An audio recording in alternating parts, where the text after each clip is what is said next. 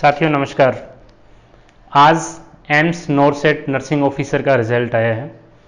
तो ये वीडियो हमारा उन लोगों के लिए जिनका क्वालिफाइड नहीं हुआ है, क्योंकि जिनका क्वालिफाइड हुआ है वो आज अपने सिलेक्शन की खुशी मना रही है और उनको बधाई उस चीज़ के लिए।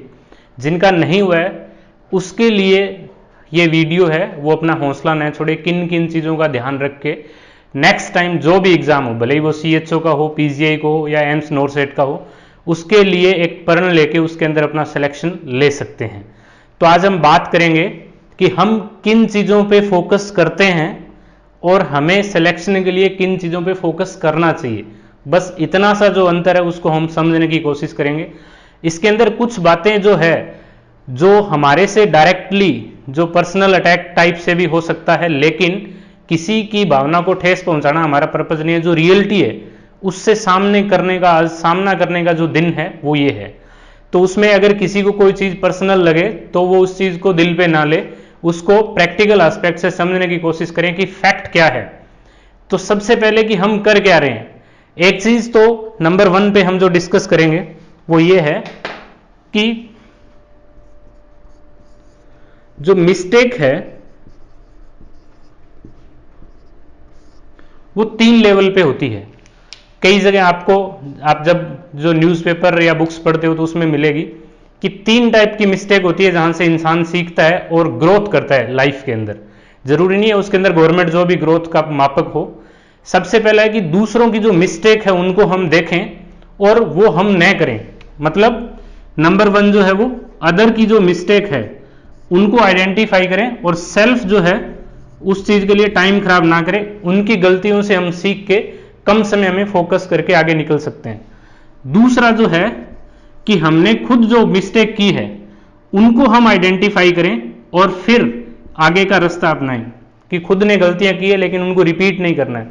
और तीसरा जो एस्पेक्ट है कि सिर्फ मिस्टेक ही करते हैं और उसके अंदर कोई सुधार हम नहीं करते, और फिर आगे जो होता है वो आप सबको पता है क्या होता है। अब जो है नर्सिंग ऑफिसर एग्जाम की पर्टिकुलरली हम बात क्यों कर रहे हैं, इसके अंदर ये है कि अलग अलग जो कोचिंग है, या जैसे यूट्यूब पे है, ऑनलाइन है, ऑफलाइन कोचिंग है, या कोई भी इंस्टीट्यूशन है जो इसकी स्टडी से रिलेटेड होता है, अगर वो ये दावा करता है कि हमारे नोट्स आप पढ़ लो आपका सिलेक्शन हो जाएगा, या हमारे कोचिंग इंस्टीट्यूट से इतने सारे सिलेक्शन हुए हैं आप अगर आओगे तो आपका भी हो जाएगा, या हम जो पढ़ाएंगे उसी में से आएगा, तो आप अगर उनकी बात पे यकीन कर रहे हो तो आप एक बात उनसे पूछ लीजिए कि जिन टॉपिक को आप पढ़ा रहे हैं, जिस स्टडी मटेरियल को आप पढ़ा रहे हैं, वो चीज कहां से आप लेते हो, कौन सी बुक से लेते हो। कि जो प्रचार है, एडवर्टाइजमेंट जो है, उसकी बजाय आप जो रेफरेंस बुक है उनकी जो ऑथेंटिसिटी है, कितनी रिलायबल है वो बुक, उसके ऊपर अगर फोकस करें। किसी भी कोचिंग इंस्टीट्यूशन या जो टीचर है ऑनलाइन पढ़ाता है उसकी जो पर्सनल लाइब्रेरी है, किस प्रकार की बुक को वो रेफर करता है, कब उसका लेटेस्ट एडिशन आया था, कौन कौन सी चीजें उसमें नई अपडेट हुई है। जैसे कम्युनिटी के अंदर बहुत सारी चीजें ऐड होती है, बहुत सारी ड्रग्स जो होती है वो भी इसके अंदर अपडेट होती है। जैसे मिथाइल डोपा को पहले प्रेगनेंसी की फर्स्ट लाइन ड्रग मानते थे, लेकिन आजकल लेबिटालोल है उसको पहली कैटेगरी में रखा गया, मिथाइल डोपा को सेकंड में ले लिया। अगर मैं 2010 का कोई एडिशन पढ़ रहा हूं तो उसमें मिथाइल डोपा फर्स्ट है, उसको देख अगर मैं आंसर देके आऊंगा तो मेरा 1 नंबर कटेगा, एक नहीं 1/1/3 और कटेगा, क्योंकि नेगेटिव मार्किंग भी उसके अंदर होगी। तो ये चीज हमें सबसे पहले जाननी है। आपको जानने का अधिकार है क्योंकि आप उस इंसान, उस इंस्टीट्यूशन को, उस कोचिंग को अपना टाइम और अपना पैसा भी दे रहे हैं। इसलिए जो फैक्ट है, जो चीज आपके सिलेक्शन के अंदर सबसे बड़ा मील का पत्थर साबित होगी कि आप उनकी जो लाइब्रेरी, उनकी जो बुक है, उनका लेटेस्ट एडिशन है, किस ऑथर की है, उस चीज के ऊपर फोकस करें। रेफरेंस बुक का सबसे बड़ा रोल रहता है। उसके बाद जो दूसरी चीज है वो हम क्या करते हैं, जो शॉर्ट टर्म गोल होता है उसके ऊपर ज्यादा फोकस करते हैं। जैसे इन दिनों में जो चल रहा है, जैसे लोग पूछते हैं कि CHO के लिए कोई कोचिंग बताओ हमें, तो CHO का कोई अलग से सिलेबस तो है नहीं, उसके अंदर आपको क्या काम करना पड़ेगा, ऐसा तो है नहीं वहां पे जाके आप सारे ऑपरेशन ही करोगे, सर्जरी तो नहीं करोगे ना। काम तो हॉस्पिटल के अंदर करना है, एज ए नर्सिंग ऑफिसर ही वहां पे आप काम करोगे, जो हेल्थ सर्विस है उसी के अंदर। तो CHO का कोई अलग से सिलेबस नहीं है, चीज यही पढ़ानी है। इसके ऊपर अगर एम्स का टैग लगा दो, नॉरसेट का या CHO का लगा दो या PGI का लगा दो, चीज वही है उसके अंदर सेम। तो हम क्या करते हैं, जैसे कोई भूख होने लगती है तो हम एक गिलास गन्ने का जूस पीते हैं, उससे आपको 1 घंटे या 2 घंटे एनर्जी फील हो सकती है। लेकिन अगर आपको पूरे दिन काम करना है तो 1 गिलास गन्ने के जूस से काम नहीं चलेगा। तो जो वन लाइनर नोट्स हम जो मानते हैं या जो लोकल गाइड है 500 रुपए की 700 रुपए की लेके हम सोचते हैं इससे हमारी नैया पार हो जाएगी, तो ऐसा होने वाला नहीं है। उसके लिए आपको लंच करना ही पड़ेगा, उसके लिए आपको खाना खाना पड़ेगा, उसके लिए आपको जो रेफरेंस बुक है वो पढ़नी पड़ेगी, उसको समय देना पड़ेगा, उसके कंसेप्ट को समझना पड़ेगा, तब आप जो अप्लाइड बेस के जो क्वेश्चन है उसको आंसर कर पाओगे। इस बार जो नॉरसेट का एग्जाम था, जब पेपर दे के बाहर निकले तो लोग ये कह रहे थे कि चीजें तो पढ़ी हुई थी लेकिन बता नहीं पा रहे। 3 लाइन का 4 लाइन का जो क्वेश्चन है ऑनलाइन जब आता है तो जब आप लास्ट पॉइंट पे पहुंचते हो तो भूल जाते हो कि उसने पूछना क्या चाहता है, ऐसे ऐसे रेफरेंस वो क्वेश्चन के अंदर डाल रहा है। तो जो अप्लाइड बेस या जो अपने विवेक के आधार पे किसी भी चीज को समझ के अगर आपको आंसर करना है, आप तभी कर पाओगे जब आपने अच्छे राइटर की ऑथेंटिक और रेफरेंस बुक पढ़ी है। उस बेस पे आप पूरी श्योरिटी के साथ, रिलायबिलिटी के साथ किसी भी क्वेश्चन को क्लिक कर सकते हो। तो जो शॉर्ट टर्म मैनेजमेंट है, 1 गिलास जूस को छोड़ के जो खाना है फुल टाइम लॉन्ग टर्म आप उसके ऊपर देने की कोशिश करें। इसका मैं एक एग्जांपल यहां पे और बताऊंगा। जो इम्यूनिटी है, एक टॉपिक है जिसके ऊपर क्वेश्चन भी आते हैं। इम्यूनिटी, जैसे अभी कोरोना है, कोरोना का वैक्सीन आना बाकी है, उसी चीज से कि हम जो है टिटनस का जो वैक्सीन है, टिटनस टॉक्सॉइड, इसके अंदर 2 चीजें होती है। एक तो टिटनस टॉक्सॉइड जो 8-10 रुपए का इंजेक्शन होता है, और दूसरा जो ATS है, एंटी टिटनस सीरम। इसमें होता क्या है, एंटीजन होता है, और इसमें क्या होती है, एंटीबॉडी होती है। और ये इंजेक्शन क्या है, 1000 रुपए का है।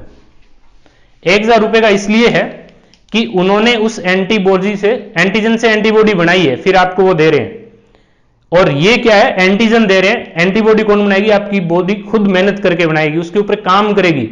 इसलिए इसको क्या बोलते हैं, एक्टिव बोलते हैं। एक्टिव मतलब उसने काम किया है, पैसिव बैठे बिठाए मिल गया, स्पून फीडिंग है, तो वो चीज है। लेकिन जो एंटीबॉडी वाला इंजेक्शन है वो आपकी बॉडी में कुछ दिन ही काम करता है, 1 महीने 2 महीने 3 महीने, इससे ज्यादा उसकी लाइफ नहीं होती, इसकी मेमोरी नहीं होती।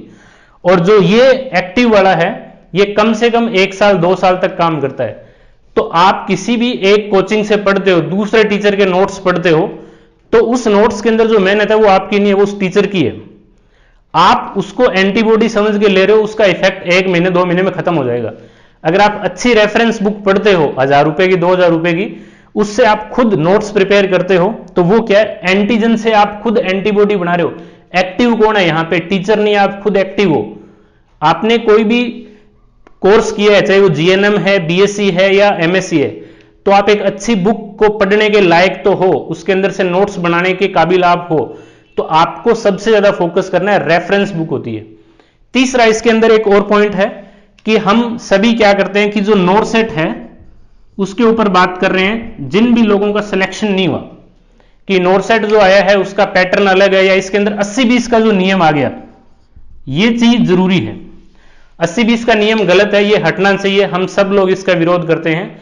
इक्वल अपॉर्चुनिटी मिलनी चाहिए सभी को, कोई फिक्स मापदंड नहीं होना चाहिए किसी भी प्रकार से। लेकिन हम सिर्फ एक इसी बात का फुल बड़ा पहाड़ बना के बैठ नहीं सकते कि हमारा सिलेक्शन नहीं होगा क्योंकि हम सिर्फ 20% कैटेगरी में आते हैं। यहां पे एक एग्जांपल आप देखो, जो UPSC है, जो IAS का एग्जाम कंडक्ट करवाती है, उसके अंदर जो हिंदी मीडियम के लोग होते हैं उनका रेशियो कितना रहता है। 1000 लोग अगर UPSC देते हैं उसमें से आपको 50 से 100 लोग ही नहीं मिलेंगे जो हिंदी मीडियम से होंगे, बाकी 900 लोग कहां से होंगे, इंग्लिश मीडियम से। तो यहां पे 5000 की भर्ती है जिसमें से 1000 पद किसके लिए, लड़कों के लिए। तो कोई भी वैकेंसी है जिसमें 1000 पद है, आपको उस 1000 में जाना है। और जो फाइट है वो दूसरे के साथ नहीं होनी चाहिए कभी भी कि मेरे को इतने लोगों को पीछे छोड़ना है। आपका जो कंपटीशन है जब तक आपके साथ खुद के साथ नहीं होगा, खुद आप अपने ऊपर मेहनत नहीं करोगे, तब तक आपका कुछ नहीं होगा। ये बात बिल्कुल फैक्ट है। आप कोई भी कोचिंग में लग जाओ, कोई भी नोट्स पढ़ लो, इसका सिंपल सा फंडा है। जैसे आपको टोटल 200 जो क्वेश्चन है उसमें से जब तक ये एंश्योर न हो कि मैं नेगेटिव काटने के बाद में 160 क्वेश्चन सही कर सकता हूं या 150 तक जा सकता हूं, भले ही दूसरे के 100 आए या 180 आए, उससे कोई लेना देना नहीं है। अगर आप 150 या 160 मतलब 75% से 80% नंबर ला सकते हो तो आपका सिलेक्शन श्योर है। फिर चाहे कितने ही लोग उस पेपर में बैठे, आपको उससे फर्क नहीं पड़ेगा और ना ही पड़ना चाहिए। तो जो कंपटीशन है वो हमेशा खुद के साथ होगा। उसके बाद हम जो नेक्स्ट इंपॉर्टेंट बात कर रहे हैं कि जो प्रैक्टिकल एस्पेक्ट के जो क्वेश्चन है, अप्लाइड के जो क्वेश्चन है, यहां पे एक चीज करते हैं। इस बार जितने भी ऑनलाइन जो लोग पढ़ा रहे थे कि जो इमेज बेस्ड वाला पैटर्न था उसके ऊपर सबने फोकस किया। ऐसे ऐसे नए नए इंस्ट्रूमेंट लेके आए जो एग्जाम वालों को भी नहीं पता होगा कि ये कहां से आ गया। तो इस चीज के ऊपर लोगों ने खूब टाइम दिया। आपने 7 दिन तक देखा है, 7 महीने तक देखा या 1 साल तक देखा, वो एक अलग चीज है। लेकिन मेरा ये मानना है कि अगर आप 7 डे कोई भी अच्छे हॉस्पिटल के अंदर जाके, जो रेप्यूटेड हॉस्पिटल है, उसके आईसीयू, उसकी ओटी, उसकी जो डायलिसिस जो टेक्निक है वहां पे, इसका जो नॉर्मल रूटीन वार्ड है इसके अंदर, और निकू पिकू का जो पैटर्न है, इन जगह पे जाके आप इंस्ट्रूमेंट को समझते, क्या काम करता है, पेशेंट पे कैसे लगा हुआ है, वो चीजें आप देखते किसी भी जो अथॉरिटी उनसे परमिशन लेके, तो वो चीज लंबे टाइम तक याद रहती। इमेज बेस आप अभी जो देख रहे हो वो सिर्फ एंटीबॉडी है, कुछ देर के बाद दिमाग से स्किप हो जाएगी, निकल जाएगी। और खुद जो आप एक्टिवली वहां पे जाके आपकी प्रेजेंस में चीज देखोगे वो लॉन्ग टर्म तक याद रहेगी। अब एलिस फोर्सेप्स और वेबकॉप जो है वो सिमिलर से ही होंगे अगर यहां देखोगे तो। जब आप हाथ में लेके देखोगे, उसको खुद के ऊपर अप्लाई करके देखोगे, तब पता चलेगा दोनों में डिफरेंस क्या है। तो इमेज बेस वाला है, उसके ऊपर बहुत ज्यादा फोकस नहीं करना। सिर्फ अगर 1 वीक आप हॉस्पिटल में जाके देखते हो तो आपका वहां पे वो चीज क्लियर हो जाएगी। उसके बाद नेक्स्ट है जो हॉस्पिटल ड्यूटी है। अभी जितने भी जो इंस्टीट्यूशन है जैसे एम्स या पीजीआई, उन्होंने क्या किया कि जीएनएम के लिए 1 ईयर या 2 ईयर का जो फिक्स है एक्सपीरियंस होना चाहिए, 1 या 2 साल का एक्सपीरियंस होना चाहिए। तो उस एक्सपीरियंस का मीनिंग क्या है कि जब आप हॉस्पिटल में जाओगे तो वो सारी चीजें आपको इंडक्शन क्लासेस के अंदर ना समझाए, डायरेक्टली वो आपको एज ए फुल टाइम पे कर रहे हैं, तो नर्सिंग ऑफिसर के रूप में आपकी सेवा ले, इसलिए वो एक्सपीरियंस वहां पे वैलिड है। तो लोग क्या करते हैं, जैसे डिग्री कंप्लीट होगी कोचिंग इंस्टीट्यूशन में जाएंगे और वहां से थ्योरी पार्ट उनका मजबूत होगा। प्रैक्टिकल एस्पेक्ट, प्रैक्टिकल का मीनिंग सिर्फ ये नहीं होता कि आपने इमेज में से 20 में से 15 क्वेश्चन सही कर दिए तो आपका सिलेक्शन हो गया, ऐसा नहीं होता। अभी उसके अंदर जो 20 से 50 क्वेश्चन है जो अप्लाइड बेस पे आएंगे, वहां पे पेशेंट की एज है, पेशेंट का डायग्नोसिस है, और एसोसिएटेड जो डायग्नोसिस है बराबर में वो भी दिया होगा कि उससे उसकी जो ब्लड शुगर है वो अफेक्ट होगी या नहीं होगी, कीटोन बॉडी बनेगी या नहीं बनेगी, इंसुलिन कौन सा उसके अंदर देना है, उसकी हाफ लाइफ क्या है। वो चीजें जब आप पेशेंट को देखोगे, असल में उसका डायग्नोसिस देखोगे, उसकी फाइल देखोगे, उसकी जो ब्लड रिपोर्ट्स है वो देखोगे, तभी क्लियर होगी वो चीज।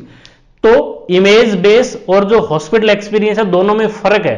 आप 7 दिन के अंदर फोन के ऊपर अगर आप इमेज देख लेते हो, आप सोचते हो कि मेरे को हॉस्पिटल का एक्सपीरियंस हो गया, तो फिर अपने किसके साथ धोखा कर रहे हैं वो आपको भी पता है।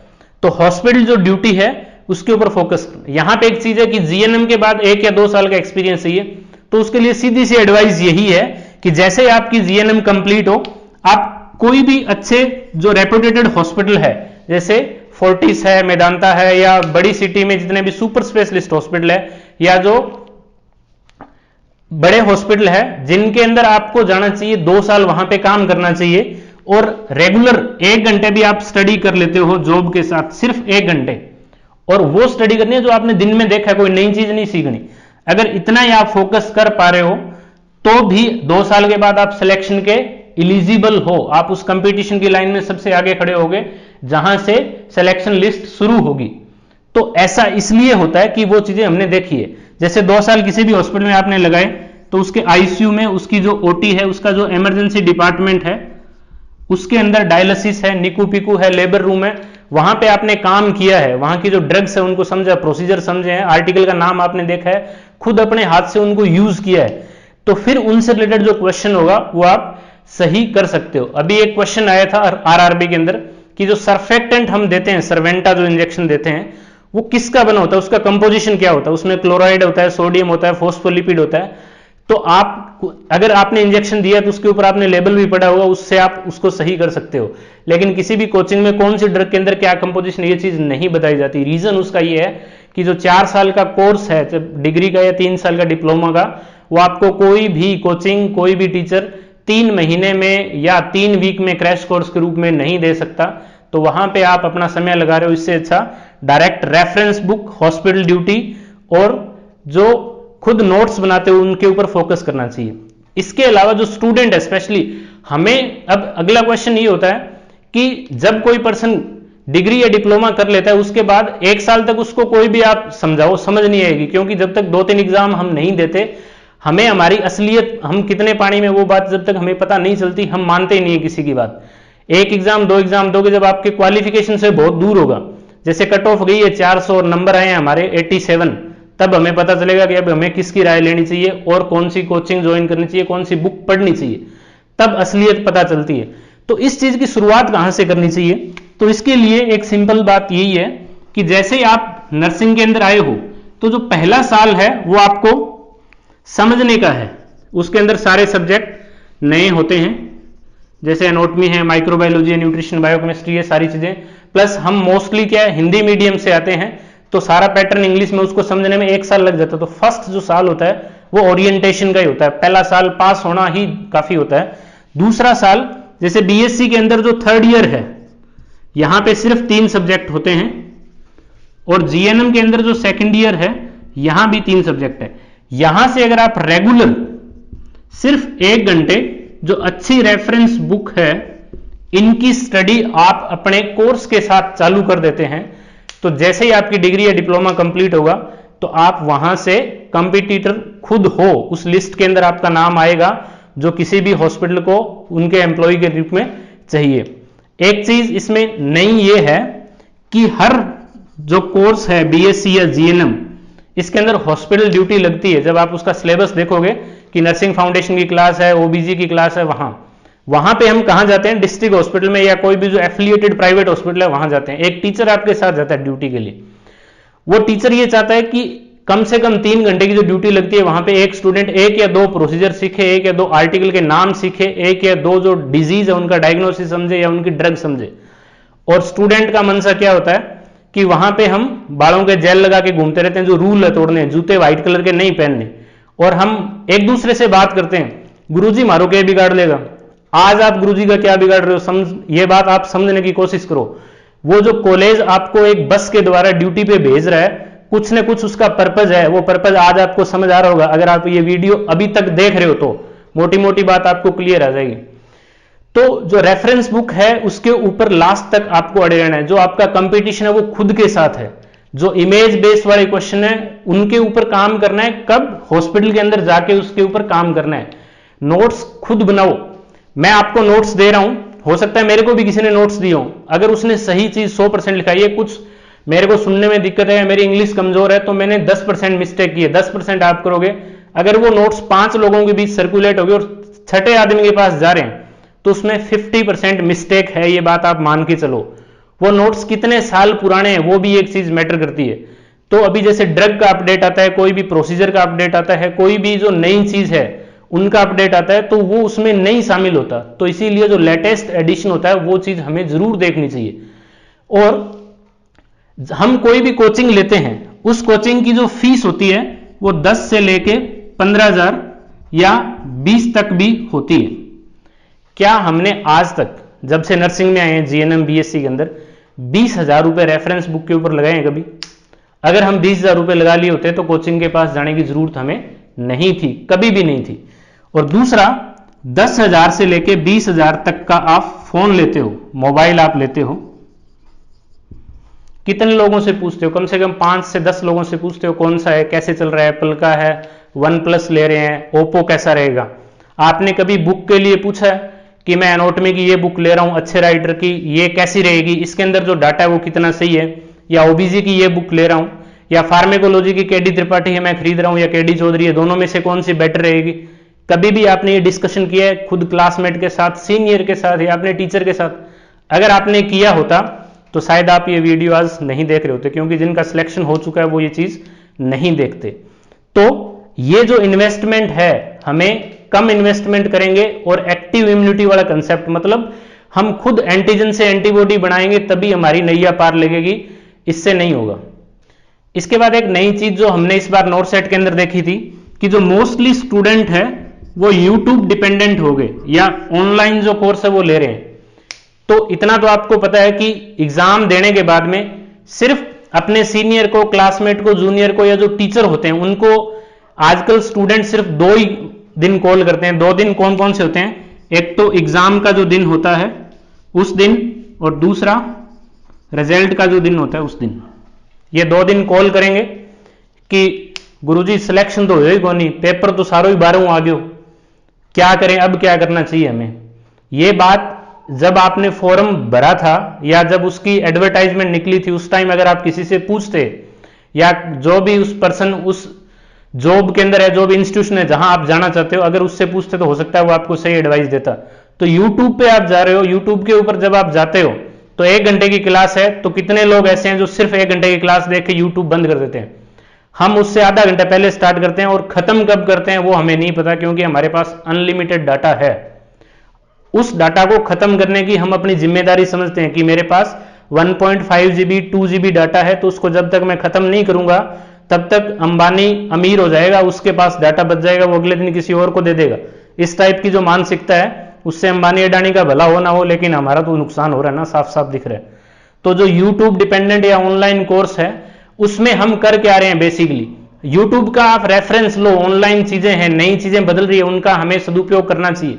कब? जब कोई चीज समझ नहीं आ रही, जैसे कोई फोटोथेरेपी से रिलेटेड अलग अलग बुक में अलग अलग लाइन लिखी हुई है, आपको सबसे पहले ये एंश्योर करना है कि जिस भी आप चैनल को देख रहे हो, जिस भी टीचर को, जिस भी कोचिंग को आप देख रहे हो, उसके पास कितनी ऑथेंटिसिटी या रिलायबिलिटी है वो खुद बताए। आप उससे पूछो, पर्सनली आप उनसे पूछ सकते हो, मैसेज करके, व्हाट्सएप करके, कॉल करके, कि सर आपने आज जो टॉपिक पढ़ा है वो कौन सी बुक से लिया है, उसका पेज नंबर क्या है, वो कितनी रिलायबल है, उसका लेटेस्ट अपडेट कब आया था उस बुक का। ये चीजें आपको पूछनी चाहिए। अगर आप नहीं पूछ रहे हो तो फिर आप में और जो नॉर्मल कॉलेज का स्टूडेंट है उसमें कोई फर्क नहीं है।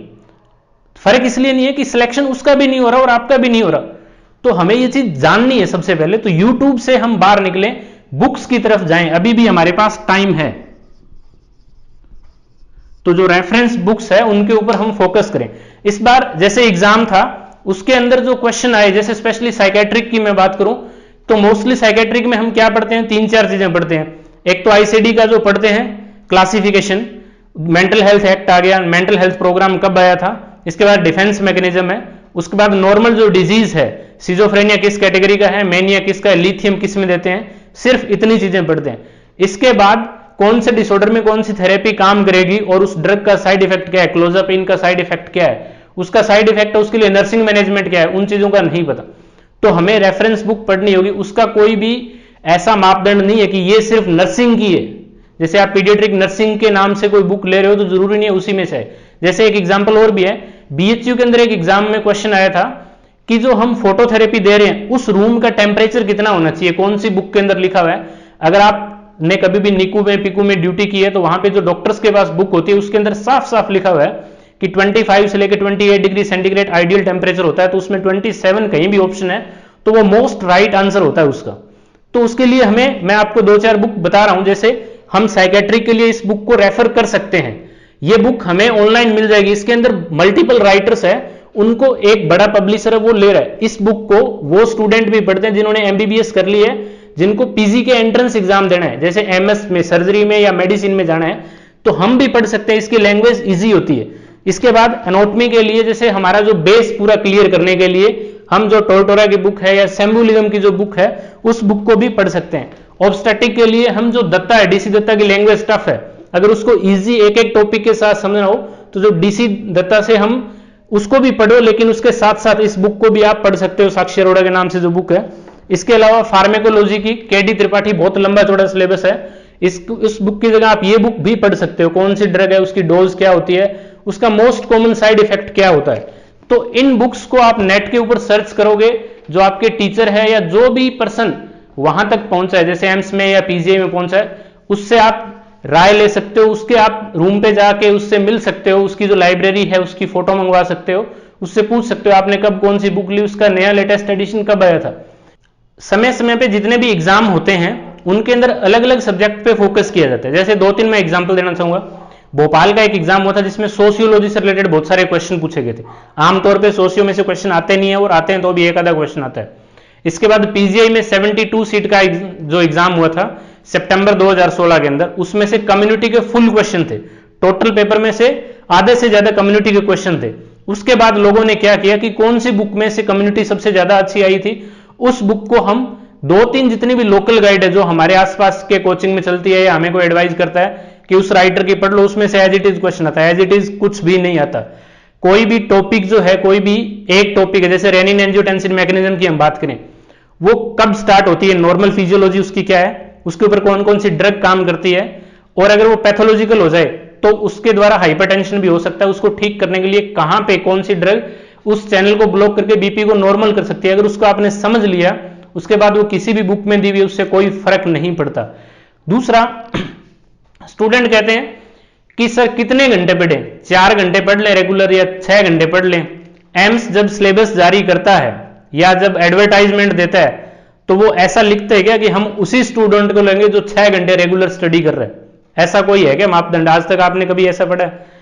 तो टाइम कुछ नहीं होता। जब तक आप फुल कंसंट्रेशन दे रहे हो स्टडी के अंदर, जब तक आपको चीजें समझ आ रही है, 10 घंटे हो, 5 घंटे हो, 3 घंटे हो, तब तक आपको पढ़ना है। जब वो टॉपिक क्लियर हो गया, दूसरे सब्जेक्ट को आप शुरू करो या दूसरे टॉपिक का, जैसे एक दिन में आप 4 सब्जेक्ट का 4 टॉपिक या 8 टॉपिक क्लियर कर लो, उसका ऑब्जेक्टिव है, उसको खुद आप करके देखो। तो टाइम कोई बाउंडेशन नहीं है। टाइम के हिसाब से, घड़ी के हिसाब से कोई भी एक मजदूर होता है या नॉर्मल एक कर्मचारी होता है, वो काम करता है, उसकी ग्रोथ कितनी होती है आप उसको देख लो। अगर आप उसी स्केल में रहना चाहते हो तो आप टाइम के हिसाब से पढ़ो। आप उस बैरियर को, उस बाड़ को तोड़ के बाहर निकलना चाहते हो, सबसे आगे जाना चाहते हो, तो टाइम वाला जो क्वेश्चन है वो किसी से मत पूछो कि मैं तो 6 घंटे पढ़ता था, मेरा सिलेक्शन नहीं हुआ, कि फलाना कह रहा तेरा नहीं हुआ तो फिर तो किसी का नहीं हो सकता। ऐसा कुछ भी नहीं होता। आप कोई वहां पे एक आइडियल नहीं हो कि आपका नहीं हुआ तो किसी का नहीं हुआ। और एक पेपर में सिलेक्शन होने से कोई बहुत विद्वान नहीं हो जाता और किसी का एक पेपर में इसमें नहीं हुआ है तो ऐसा नहीं है कि वो सबसे बड़ा फेलियर है, भले ही वो कॉलेज का टॉपर रहा हो। तो इन चीजों का एक दूसरे के साथ डायरेक्टली कोई लिंक नहीं है। हो सकता है पेपर अटेम्प्ट में हमें कोई चीज समझ नहीं आई हो। एक यूट्यूब से रिलेटेड जो चीज है वह मैं बताना चाहूंगा कि इसको आप फॉलो करो, लेकिन इसको आप अपनी आदत के अंदर या अपने टाइम टेबल में मत डालो। जैसे यूट्यूब के ऊपर आप 30 मिनट में आपको कितने क्वेश्चन करवाए जाते हैं? 10 क्वेश्चन करवाए जाते हैं। तो मतलब 3 मिनट में आप एक क्वेश्चन कर रहे हो। पेपर के अंदर क्या होता है, 200 क्वेश्चन होते हैं और टाइम जो है वो कितना है, 180 मिनट है। तो आपको 30 मिनट में कितने क्वेश्चन करने होंगे पेपर के अंदर? एक्चुअल में जो पेपर होगा 30 मिनट में 33 क्वेश्चन करने हैं आपको। आप कितने कर रहे हो वर्तमान में? आपकी जो प्रैक्टिस है, सुन रहे हो, जो आप देख रहे हो वीडियो में, वो कितने कर रहे हो? 10। फिर आप पेपर देने के बाद में आके कहते हो सर मेरे तो 200 में से 140 ही आए हैं, 140 कंप्लीट हुए, 60 क्वेश्चन रह गए। तो जो रह गए वो मिस्टेक किसकी थी? आप रूटीन में 200 क्वेश्चन 3 घंटे में कर रहे हो या नहीं कर रहे हो? उसकी प्रैक्टिस आप कर रहे हो नहीं कर रहे हो? ओलंपिक के अंदर कोई भी पर्सन मॉडल जो मेडल लेता है पर्टिकुलरली, वो कितने घंटे प्रैक्टिस करता है? जो दौड़ का एक फिक्स है कि 100 मीटर की दौड़ कितने मिनट में उसको क्लियर करना है, उससे बड़ा टारगेट वो रखता है, तब वहां पे होगा। तो जो नॉरसेट 80-20 का है, उसको उससे ऊपर का टारगेट आप खुद के लिए बनाओ, आप उसको भी क्लियर कर दोगे यहां पे। और जो भी आपके जूनियर है, स्पेशली जो अभी कॉलेज टाइम है, उनको आप ये चीज अभी से समझा दो कि जहां भी उनकी ड्यूटी लग रही है हॉस्पिटल में या जिस भी जगह, जैसे जॉब के लिए कुछ लोग छोटी सिटी के अंदर काम करते हैं, तो अगर आपको हॉस्पिटल काम ही करना है एक्सपीरियंस के लिए, तो आप बड़े हॉस्पिटल में काम करो जहां के जो रूल रेगुलेशन है वो एम्स के इक्वल होते हैं या जो इंटरनेशनल स्टैंडर्ड के होते हैं कि ये ड्रग यूज करनी है, इतने ml यूज करनी है। तो उस चीज को जब आप क्वेश्चन के रूप में सही करके आओ तो वो चीज वहां पे आपके लिए आंसर दे, आपको एक वैल्यू दे। और दूसरा, जो हर हॉस्पिटल की अलग अलग पॉलिसी होती है, जैसे हम जो स्टॉक सॉल्यूशन बनाते हैं, टीपीएन जो होता है, जो एनक्लेक्स है, वो ये बात बोलती है कि 24 आवर्स में उसको चेंज कर देना चाहिए। कुछ हॉस्पिटल जो है वो उसको 72 आवर तक भी लेते हैं, लेकिन एनक्लेक्स इसी को मानेगी। तो ये चीज आपको देखनी चाहिए। हो सकता है आपने एक हॉस्पिटल में काम किया जहां ये प्रोटोकॉल है, दूसरे में 24 वाला है, लेकिन आपने जो बुक पढ़ी है, एनक्लेक्स इसीलिए सबसे ज्यादा फॉलो की जाती है कि उसकी ऑथेंटिसिटी सबसे ज्यादा है, उसकी जो वास्तविकता है, उसकी जो रिलायबिलिटी है वो सबसे ज्यादा है। तो जितना ज्यादा कंसंट्रेट आप बुक्स पे करोगे, अच्छी बुक्स पे करोगे, नोट्स की बजाय, फोन की बजाय, उतना ही आपका ज्यादा भला होगा। वहां से आपके बहुत सारे डाउट क्लियर होंगे, बहुत सारी नई अपडेट आपको मिलेगी। उसके बाद अभी जिन भी लोगों का नहीं हुआ, एक बार इन बुक्स को, कोई भी एक बुक उठा के देख लेना, उसको पूरी पढ़ देना। उसमें से आपको 5 से 10 क्वेश्चन ऐसे मिल जाएंगे, ऐसे कंसेप्ट मिल जाएंगे जहां पे आपको पता चल जाएगा कि काश मैंने ये बुक पढ़ी हुई होती तो हो सकता है मेरा सिलेक्शन हो जाता। बाकी किसी भी एक जगह सिलेक्शन नहीं होता है, कोई भी एग्जाम हम फाइट नहीं कर पाते। वो टाइम सबसे इंपॉर्टेंट टाइम होता है डिसीजन मेकिंग का। उस दिन आप रूल बनाओ, और रूल इम्प्रैक्टिकल नहीं होना चाहिए। जो टाइम टेबल बनाते हैं लोग कि इस बार नहीं हुआ 2021 का नोट सेट क्लियर करना है, 10 घंटे स्टडी करूंगा, 10 घंटे प्रैक्टिकल स्टडी नहीं होती। 3 घंटे 4 घंटे या 5 घंटे फुल एनर्जी के साथ आप स्टडी कर पाते हो, उतना ही टाइम टेबल बनाओ आप। इसके एक्स्ट्रा आप कुछ भी चीजें पढ़ रहे हो तो वो आपका बोनस है। लास्ट में मैं इस वीडियो को यहां पे समराइज कर रहा हूं, जैसे 4 या 5 पॉइंट में। सबसे पहला है, हमें फोकस करना है रेफरेंस ऑथेंटिक बुक है हर सब्जेक्ट की। कोई भी चीज को आपने ढंग से एक बार पढ़ लिया तो उसके बाद में उसके लिए छोटी मोटी बुक, लोकल गाइड को पढ़ने की जरूरत नहीं है। वो जो लोकल गाइड है वो वहीं से डाटा लेती है, उसको वन लाइन में प्रेजेंट करती है। जैसे लिथियम जो है वो किसके लिए काम आती है, लिथियम की जो डोज है वो क्या होती है, आप वहां से पढ़ के सोचते हो भी ये क्वेश्चन आ गया, तो ये तो आपने थ्योरी टाइम में भी पढ़ा था, उसको ढंग से पढ़ा होता तो कोचिंग में नहीं जाना होता। दूसरा, हमारा जो टारगेट है वो जैसे 200 क्वेश्चन, उसमें से 150 हमें जैसे लेने हैं। तो जो अटेम्प्ट रेशियो है, नेगेटिव मार्किंग कम से कम होनी चाहिए। तो आप डेली जो पेपर करो, एक पेपर या वीक में आप 2 पेपर करके देखो, तो आपका जो टारगेट है वो 75% के आसपास होना चाहिए। जब 75% का टारगेट होगा तो आपका जो एक्चुअल स्कोर है वो 70 से लेके 75 के बीच में होगा, और यही आपका सिलेक्शन लिस्ट का स्कोर होता है, या इससे काफी कम होता है। लेकिन आप अपना गोल सेट यहां करोगे तो फिर 80-20 वाला रेशियो आपके लिए कोई बड़ा बैरियर नहीं है। तीसरा, कंपटीशन विद सेल्फ, कि मेरे साथ वाला जो है वो 3 साल से तैयारी कर रहा है, उसका नहीं हुआ तो मेरा तो 1 साल में नहीं होगा।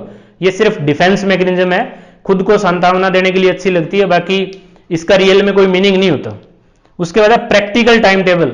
ये वीडियो देखने के बाद हो सकता है कोई मोटिवेट हो जाए भी 10 घंटे में डेली पढ़ूंगा, अगली बार तो टॉप 10 में नाम आएगा। हो सकता है आपका आ जाए, लेकिन 365 दिन तक उस कंसिस्टेंसी को बनाना कितना भारी है, वो चीज आप 2-4 दिन में या 1 वीक में समझ जाओगे। तो प्रैक्टिकल टाइम पूरा सोच समझ गए कि इतना टाइम तो मैं 100% दे ही सकता हूं फुल एनर्जी के साथ। कई बार आपको नींद आ रही है, उस वक्त आप पढ़ रहे हो, उसका कोई मीनिंग नहीं है। एनर्जी का मीनिंग यहां पे ये है कि जब आप कोई थ्योरी को पढ़ रहे हो, कोई रेफरेंस बुक को पढ़ रहे हो, उसको पढ़ के आप उसके साथ एक सेल्फ की ट्रिक बना सको, वो होती है प्रेजेंस ऑफ माइंड। और एनर्जेटिक जो माइंड होता है उसी को बोला जाता है। जब आप भी अपना व्यू उस बुक के अंदर प्रेजेंट कर सकते हो उसको आसानी से समझने के लिए। उसके बाद पेपर अटेम्प्ट की जो टाइमिंग है, पेपर अटेम्प्ट जो किया जाता है, हमें 2 या 3 अलग अलग तरीके से पेपर अटेम्प्ट करना चाहिए। पहले 200 में से हमें जितने सही आंसर है वो बिल्कुल देने चाहिए। जैसे 100 क्वेश्चन आपने किए, पीछे बच गए 100।